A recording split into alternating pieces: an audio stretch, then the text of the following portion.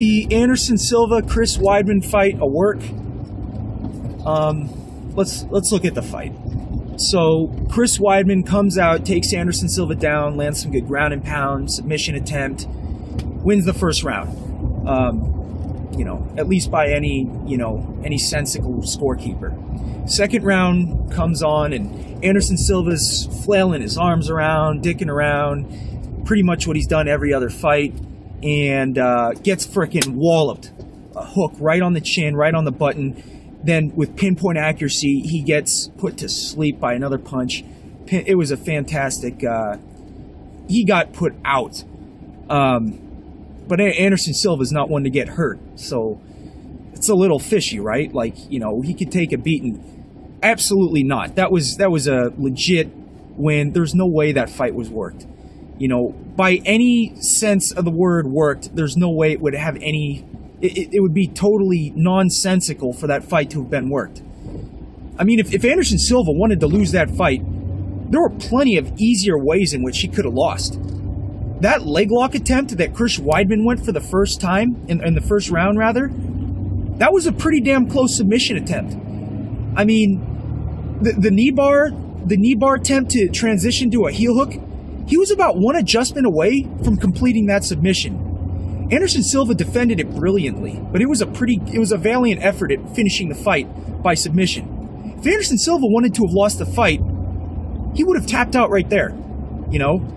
I mean, what are you going to argue that? Let's just entertain the idea that maybe Anderson Silva's having second guesses. He's hesitating. He doesn't want to lose the fight. Forget the fact that he got frickin' creamed in the face by some pretty dang good ground and pound that even had his eyes rolling back a little in the first round. Not saying he was almost finished, but definitely phased him. That knockout was flush, man. That was a thing of beauty. He set it up with a flicker jab, followed up with a hook. Anderson Silva didn't see it coming. I didn't see it coming. Whatever. Maybe he wanted to lose out or get knocked out legitimately, the excitement of the fans or some BS. If you even look into it like that, it doesn't make any business sense for him to have lost a fight. I mean, what? He's going to get a rematch, probably make $1 to $1.5 million fighting Chris Weidman again. I'll tell you straight up, if he wins, if he beats Chris Weidman in that fight, if he beat Chris Weidman, he's making minimum $3.5 million minimum to fight Jon Jones in the most marketable fight the UFC has ever had. Bigger than Brock Lesnar, Frank Mir 2, bigger than Lesnar, Couture, bigger than frickin', like GSP, BJ Penn. There's no fight that would have ever been as marketable as a victorious Anderson Silva against Jon Jones. It's a fight that people have been talking about for, a couple years now. Okay, maybe not a couple years, but a long frickin' time. And I guarantee you that fight sets records. That's probably 1.5 million pay-per-views minimum. Probably makes closer to about $5-6 million. But and let's not forget. Let's look at the status of MMA right now. The UFC, these fighters are making a lot of money. I'm talking the cream of the crop. I'm not talking your Yushin Okamis or your, Nate Marquardts. The cream of the crop, they're making lots of money from sponsors. Nike's starting to pass out frickin' sponsorships like hotcakes. I mean, maybe not hotcakes, but look, Jose Aldo, Junior Dos Santos, now sponsored by Nike, Jon Jones. It's, it's quite the lucrative business right now.